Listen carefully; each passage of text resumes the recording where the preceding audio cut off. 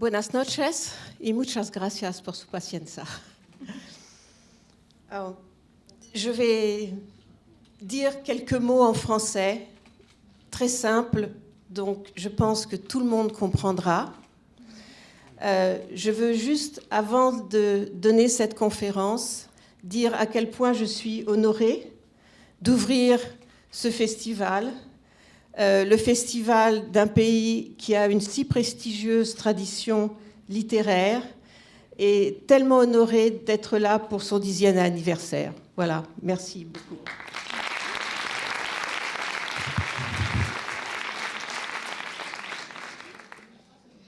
Alors, mon titre en français, c'est « La femme existe-t-elle ?» Alors, un grand L, un grand M. Tous ceux qui ont quelques connaissances... Est-ce que c'est bon, là? Oui. Tous ceux qui ont quelques connaissances en psychanalyse, qui ont lu le docteur Freud et surtout le docteur Lacan, et je crois savoir qu'en Argentine, ils sont assez nombreux, ou ceux qui seulement en ont entendu parler, auront compris l'allusion de mon titre. La fameuse assertion de Jacques Lacan, « la femme n'existe pas », signifie bien sûr qu'il s'opposait à l'idée d'une essence de la féminité. Les femmes existent chacune dans sa singularité et elles sont irréductibles les unes aux autres. L'idée s'oppose à celle de l'éternel féminin, entretenu par le romantisme notamment, ainsi qu'à la quête de la femme idéale à laquelle se livraient encore quelques-uns des contemporains de Jacques Lacan, c'est-à-dire les écrivains surréalistes. On pense notamment au mythe de la muse entretenu par André Breton. Et je souligne que Jacques Lacan avança cette idée au début des années 1970, en pleine période de l'effervescence du mouvement féministe. Et récemment, nous avons vu surgir un nouveau féminisme, mais ce néo-féminisme fait paradoxalement ressurgir un vieux vocabulaire. Il y est par exemple beaucoup question de sororité. La sororité signifie la nécessaire union des femmes entre elles, une solidarité qui s'appuierait sur le rapport de similitude qu'il y aurait entre toutes les femmes, confondues dans une même condition. Au mois de janvier dernier, quelques amis et moi avons rédigé une tribune intitulée « Des femmes libèrent une autre parole » pour critiquer les dérives du mouvement MeToo. Lorsque cette tribune fut publiée dans le quotidien Le Monde, accompagnée d'une centaine de signatures, dont celle de l'actrice Catherine Deneuve, qui nous a permis beaucoup de publicité, nous nous sommes vus reprocher de trahir cette sororité. J'ai d'ailleurs appris plus tard que notre texte avait suscité de très vifs débats au sein de la rédaction du journal et que certaines, surtout jeunes journalistes en particulier, s'étaient opposées à la publication. Alors que le mouvement MeToo avait pour slogan « La parole des femmes enfin libérée », certaines voulaient paradoxalement nous interdire à nous cette parole, c'est-à-dire finalement nous censurer. La notion de sororité est à mes yeux très problématique. Outre que je peux ressentir autant de solidarité et de compassion à l'égard d'un homme qui souffre qu'à l'égard d'une femme, ce mot appartient trop au vocabulaire religieux pour que je le fasse mien. Au Moyen-Âge, le mot était utilisé en rapport avec les communautés religieuses féminines. Et d'ailleurs, nous disons toujours, en français et j'imagine en espagnol, lorsque nous nous adressons à une nonne, nous lui disons « ma sœur ». Et en français, nous avons même l'expression « bonne sœur ». Et je ne suis pas sûre que toutes les sœurs du néo-féminisme soient aussi bonnes que ça. Surtout aujourd'hui, en Europe, ce sont des musulmans pratiquants qui s'adressent les uns aux autres en utilisant les mots de frère, de sœur, afin de marquer leur appartenance à une même religion. De mon point de vue, il s'agit malheureusement de l'expression très souvent d'un communautarisme. Enfin, ma réserve tient également au fait qu'une grande part de ce que les femmes ont acquis dans nos sociétés, depuis les mouvements féministes pionniers à la fin du XIXe siècle, tient au fait que certaines se sont exprimées de façon absolument personnelle, absolument singulière. Peut-être c'est une petite fille qui s'exprime là en ce moment. Elles se sont exprimées de façon singulière sans se soucier de savoir si elles reflétaient une image de la femme qui représenterait toutes les femmes. Il va de soi, évidemment, que le droit de vote a été acquis grâce au militantisme de celles qu'on a appelées les suffragettes et que celles-ci défilaient en nombre dans les rues. Mais d'autres libertés qui appartiennent à la sphère de l'intime, telles que la liberté sexuelle et la liberté d'enfanter ou non, ont été revendiquées par des femmes qui s'exprimaient ou agissaient en leur nom propre. Par exemple, en 1971, en France, 343 femmes, certaines célèbres, et parmi elles, il y avait déjà Catherine Deneuve, et d'autres moins célèbres, avaient eu le courage de déclarer publiquement qu'elles avaient eu recours clandestinement à l'avortement. L'avortement était encore interdit, évidemment, par la loi, donc elles s'exposaient à des poursuites pénales. Elles avaient posé leur signature au bas d'un manifeste, qui est aujourd'hui d'ailleurs connu sous le nom du manifeste des 343 salopes. Et la loi sur la dépénalisation de l'avortement fut finalement adoptée 4 ans plus tard. Cette loi doit beaucoup au combat d'une femme, qui était alors ministre de la Santé, Simone Veil, qui essuya à cette occasion d'ailleurs les pires attaques et les pires insultes, y compris dans l'enceinte de l'Assemblée nationale elle-même. Je veux aller plus loin. Une part très importante de la production des femmes dans le domaine de l'art et de la littérature révèle, expose, décrit des expériences absolument singulières, leur propre vie, leur intimité, et ceci de façon directe, frontale. Et tant pis si je me mets là en contradiction avec moi-même et fais concession à une sorte de spécificité féminine qui exige peut-être le moment de notre histoire. Il se trouve que depuis plus d'un siècle maintenant, des femmes s'emploient à faire surgir la partie occulte de cette histoire. La culture, majoritairement, mais pas exclusivement non plus, façonnée par des œuvres dues à des hommes, ne représentait guère des femmes qu'au travers des yeux des hommes.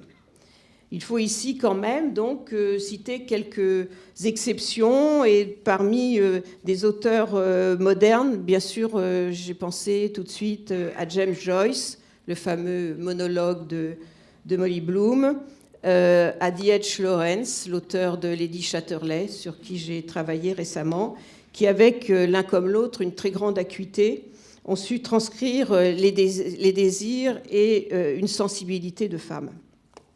Mais ce sont quand même principalement les femmes, bien sûr, qui ont entrepris de dire et de montrer ce qu'il en était vraiment de leur point de vue à elles. La tâche est immense. Elles n'en ont pas fini de mettre au jour cette part enfouie de l'expérience et de la mémoire de l'humanité. Et elles n'en ont pas fini de mettre à jour l'art et la littérature. En 1966, au cours d'une conférence qu'elle donnait, je crois, à Tokyo, au Japon, Simone de Beauvoir remarquait que la plus grande partie des manuscrits qu'on lui adressait pour lui demander son avis ou son aide étaient des autobiographies. Elle précisait, je cite, « Des femmes, surtout, racontent leur vie ». Le moins qu'on puisse dire est qu'elle n'a pas été démentie. En effet, des femmes, surtout, racontent leur vie. En France en particulier, où ce qu'on a appelé l'autofiction a connu un développement important, et il faut le reconnaître, à l'encontre du lieu commun qui voudrait que les femmes aient plus de pudeur que les hommes, celles-là livrent des éléments extrêmement intimes de leur vie dans des livres, des films, des photos, des peintures. Et tant qu'à faire d'être dans les généralités, décidément encore, elles le font très souvent avec un grand souci du détail, un réalisme qui peut être très radical. C'est une femme, par exemple, Marguerite Duras, qui a écrit un livre intitulé tout simplement « La vie matérielle ». Et dans ce livre, elle parle avec beaucoup de franchise de son propre problème, qui était l'alcoolisme. Ce souci du réel, de la vérité crue, s'explique peut-être par l'ampleur de la tâche qui incombe donc aux femmes aujourd'hui. Il n'y a pas le temps d'en passer par les symboles et les métaphores. Et Simone de Beauvoir elle-même a produit une œuvre autobiographique immense, à commencer par ses mémoires, mais pas seulement d'ailleurs, dont le premier tome parut en 1958. Ces mémoires sont rédigées d'une manière extrêmement scrupuleuse, sans souci d'idéalisation, l'auteur n'épargnant ni son entourage ni elle-même. Simultanément au mouvement féministe, la littérature féminine a connu l'essor que l'on sait à partir du tournant du XIXe au XXe siècle. Des poétesses, des romancières se sont inscrites dans l'histoire littéraire. Notamment, et outre Simone de Beauvoir, beaucoup de femmes ont choisi les genres littéraires des mémoires, du journal intime, de l'autobiographie, ou encore, comme je l'ai signalé, de l'autofiction, pour confronter les lecteurs à une réalité dont on les avait jusqu'alors peu entretenus. Il a quelquefois été remarqué, quelquefois et toutefois, que les amours saphiques ont d'abord été plus discrètement évoqués que l'homosexualité masculine, sauf peut-être par Colette, et il se trouve que Colette en a fait un tableau très très sévère dans un très joli petit livre qui s'intitule « Le pur et l'impur ». Néanmoins, Violette Leduc, qui fut beaucoup soutenue par Simone de Beauvoir, a laissé de grands livres sur l'amour lesbien. Et dans un genre littéraire plus expérimental, il faut aussi citer Monique Wittig.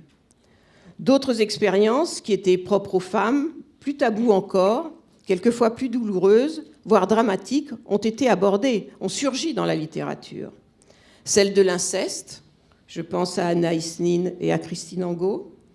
Celle de l'avortement, Anaïs Nin encore. Celle de la prostitution, racontée enfin par celles qui l'ont connue, pratiquée, Albertine Sarrazin, Griselidis Réal, Nelly Arcan, Virginie Despentes, ou encore La perte d'un enfant, Camille Laurence, Laura Adler. Et je pensais en venant ici, parce qu'on est passé, je crois, devant sa maison, que Victoria Ocampo a écrit aussi des livres avec un contenu très, très autobiographique. Et je ne limiterai pas mes exemples au domaine littéraire. Qui avait osé peindre une fausse couche, ce qu'on appelle une fausse couche, un avortement spontané avant Frida Kahlo? Quant à Marlène Dumas, elle a représenté des femmes en train de se masturber, des femmes nues enceintes, etc.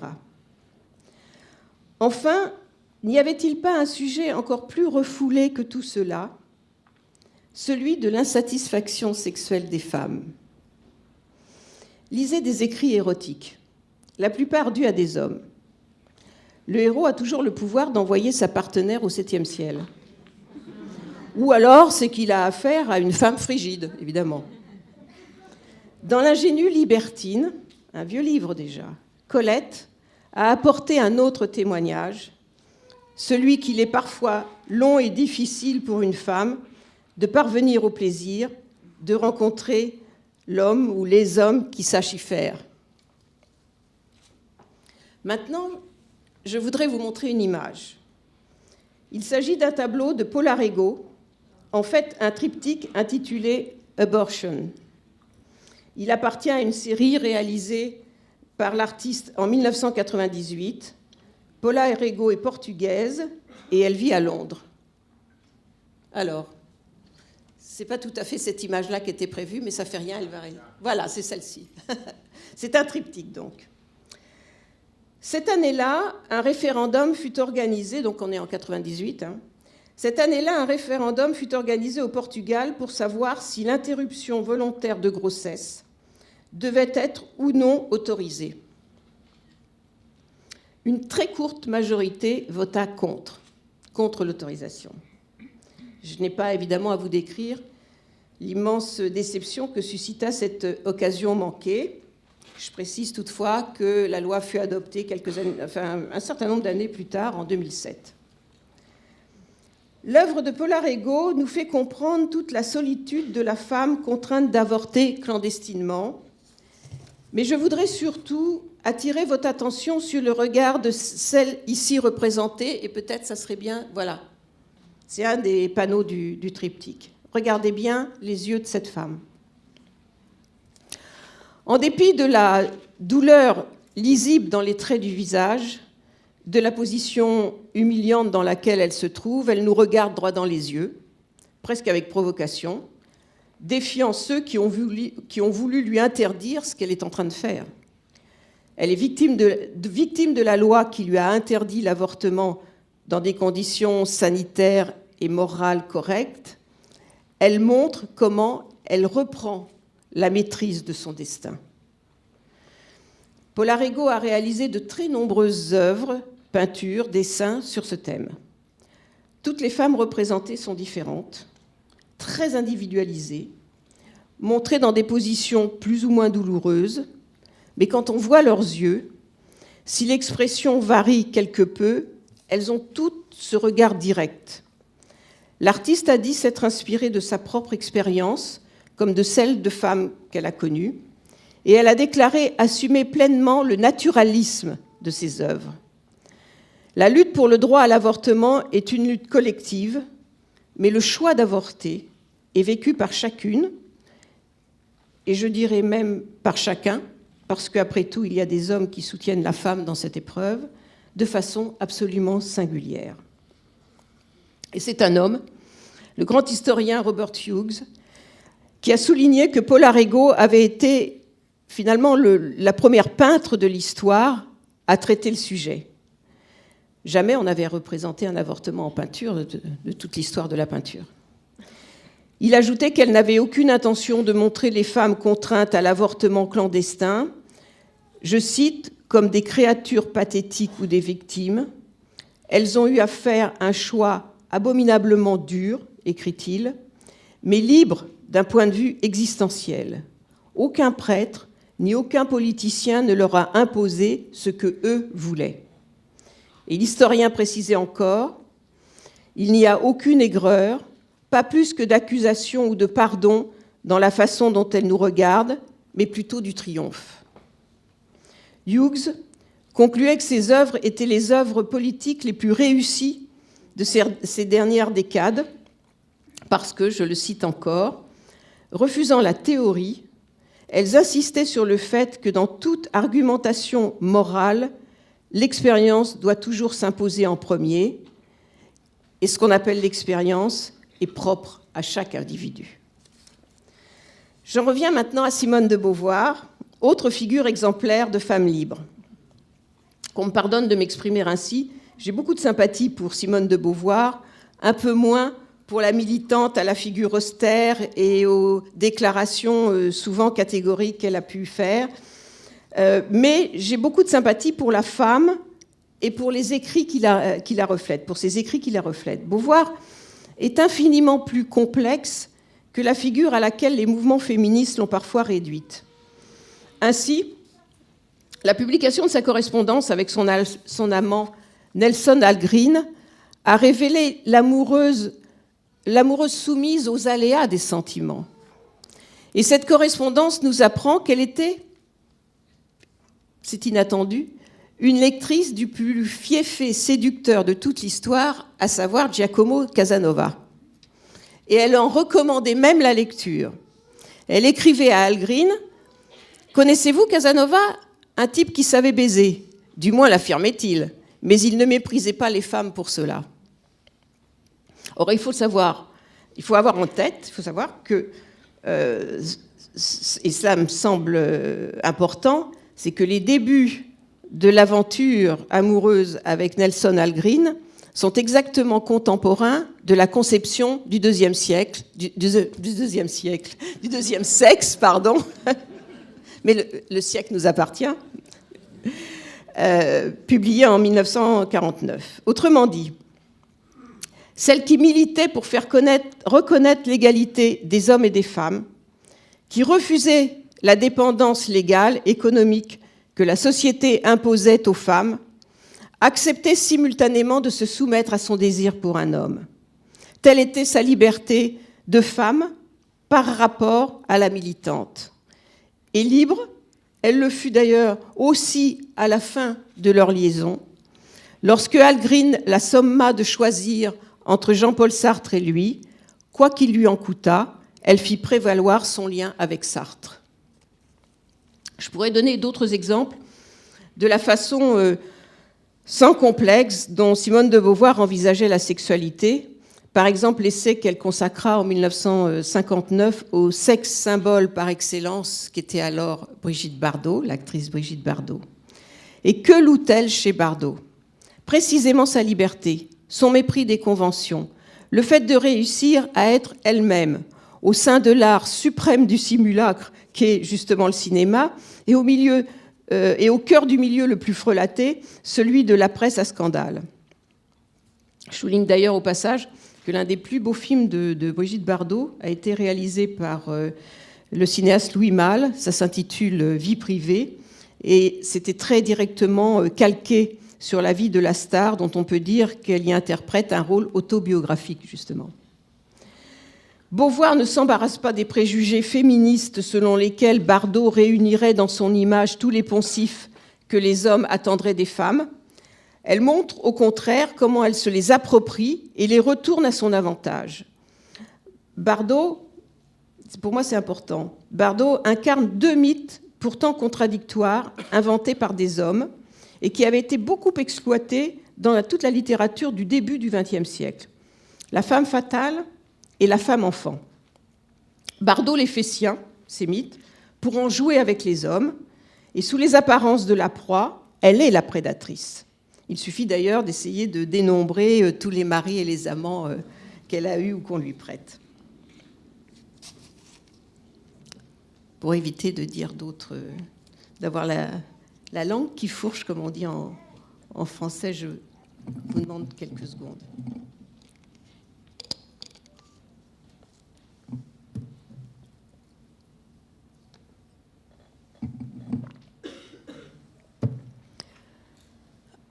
On ne naît pas femme, on le devient. Après m'être appuyé sur la pensée de Simone de Beauvoir, je vais maintenant m'en écarter, ou peut-être m'écarter de l'interprétation qui en a été faite. Certes, on comprend que la puissance de l'ostracisme social auquel se heurtaient les femmes en Europe dans les années qui ont suivi la Seconde Guerre mondiale ait nécessité de la part de l'écrivain cette formule provocatrice. Cependant, je ne suis pas sûre qu'elle aurait suivi complètement ceux et celles qui, aujourd'hui, appliquant la théorie du genre jusqu'à son point le plus extrême, en arrivent à nier les différences biologiques. Mais je voudrais surtout commenter le « on le devient ». Certes, l'éducation, l'organisation de la société, les traditions, les atavismes qui perdurent, les lieux communs véhiculés par les médias, l'habitus, entre pour une très grande part dans notre formation, et notamment dans la façon dont chacun d'entre nous élabore sa féminité ou sa masculinité ou une identité située sur une échelle entre ces deux pôles. Mais précisément, il s'agit d'une élaboration, d'une construction de la personnalité. Si les organes sexuels sont une donnée de la nature sur laquelle nous ne pouvons pas beaucoup intervenir, et jusqu'à présent, la science n'a pas encore trouvé la possibilité de permettre, par exemple, à un mâle transsexuel de pouvoir enfanter, nous disposons d'un libre arbitre dans la manière dont nous nous affirmons en tant que femmes, en tant qu'hommes, hétérosexuels, homosexuels, bisexuels, transgenres, etc. Si le sexe qui nous est donné à la naissance est une fatalité, ce qu'il devient ensuite, ce que nous en faisons dans une négociation, si je puis dire, avec les déterminismes sociaux et éducatifs, parfois dans une lutte contre ces déterminismes, relève de notre responsabilité. Le « on le devient » n'implique pas une fatalité, mais une responsabilité. Il n'y a donc pas de sororité qui vaille. Toutes les femmes du monde occidental ne partagent pas les mêmes désirs ni les mêmes conditions. y compris à l'intérieur d'un même pays. J'affirme par exemple qu'il n'est pas exact de prétendre que la France, pour parler du pays évidemment que je connais le mieux, serait dans son ensemble une société patriarcale. La situation des femmes y est très différente selon les milieux auxquels elles appartiennent, urbains ou rural, laïques ou religieux, notamment musulmans d'ailleurs, etc. Mais tant que sa condition a été choisie par une femme aussi librement qu'il est possible, elle doit être respectée, que ce soit la condition de celle qui trouve son équilibre dans le rôle d'épouse et de mère traditionnel, de celle qui, au contraire, le trouve dans ce qu'on appelle le nomadisme sexuel et le plaisir de la séduction, de celle qu'il trouve dans le militantisme politique ou féministe, etc. Aussi, n'ai-je aucune raison de me sentir la sœur d'une actrice de cinéma qui, à l'instar, par exemple, parce qu'on en a beaucoup parlé ces derniers temps, d'Asia Argento, prend conscience, alors qu'elle l'a fréquenté pendant des années, qu'elle a été victime d'abus sexuels de la part du producteur de cinéma Harvey Weinstein. Et je ne suis pas plus solidaire et je ne me sens pas plus la sœur d'une journaliste qui accuse publiquement un collègue de lui avoir pincé la fesse dans un couloir. Moi aussi, au cours de ma carrière, je me suis trouvée face à des hommes de pouvoir, face à des malotrus. Ma réaction n'a pas été la même que la leur.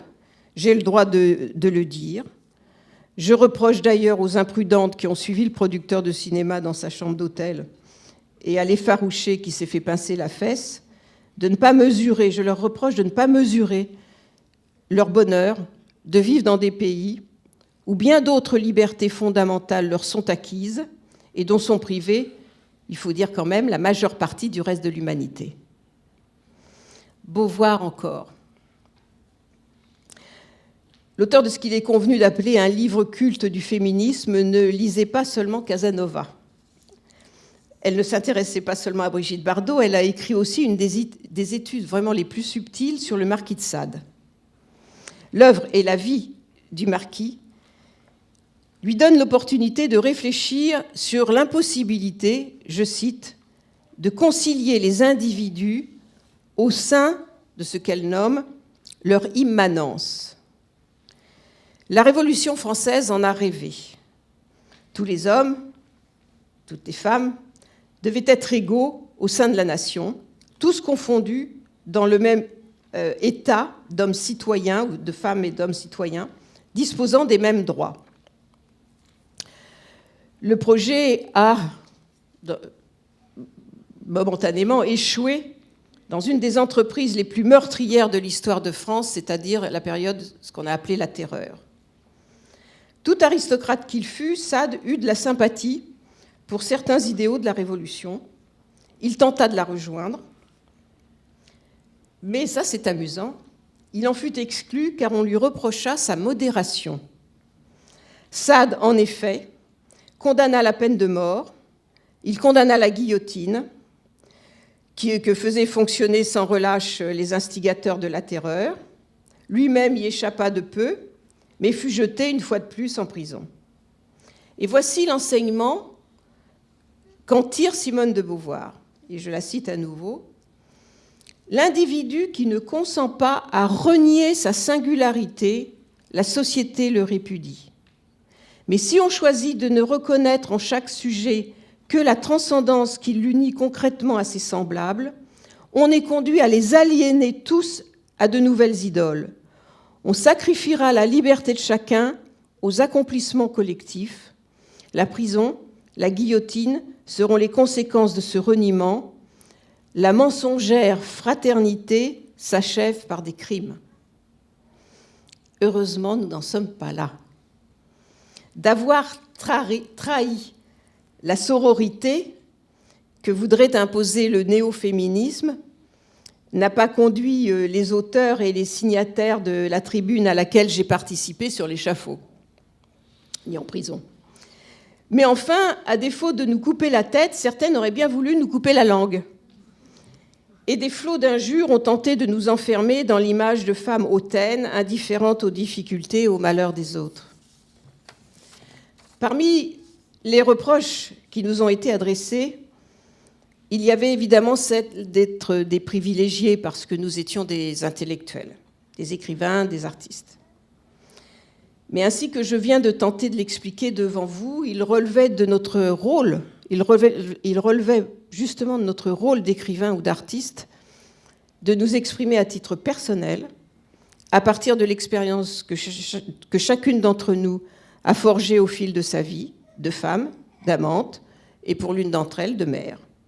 Et que, nous exprimant ainsi, nous allions à la rencontre de chaque femme, ou de chaque homme en particulier, pour que chacune, chacun, confronte ses propres convictions aux nôtres.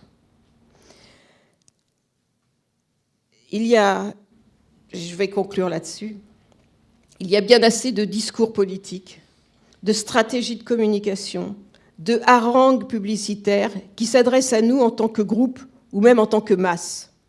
Par contraste, l'art, la littérature, c'est leur fonction, offre la possibilité de la rencontre d'un être singulier, celui qui est dans la solitude de son écriture, avec un autre être singulier, celui qui est dans la solitude de sa lecture ou de sa contemplation.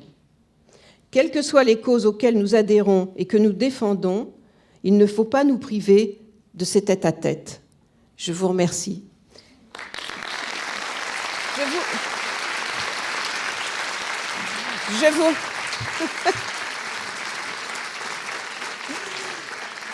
Je vous remercie et je souhaite bonne chance au vert.